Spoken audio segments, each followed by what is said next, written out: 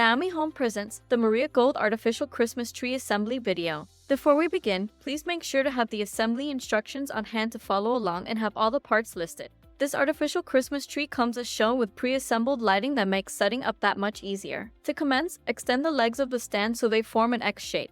Thread the eye bolts into the stand, insert the bottom section of the tree onto the stand, and tighten till the pole is firmly secured. Then insert the middle section of the tree onto the bottom section. Now insert the top section of the tree onto the middle section. Connect the Christmas tree lights from the bottom section onto the middle section. Do the same for the middle and top section. Spread out each branch and tip as shown. Fluff up the tree and fill in any gaps or holes, and the tree will look more full. And there you have it. Your Maria Gold Artificial Christmas Tree is complete and ready for use.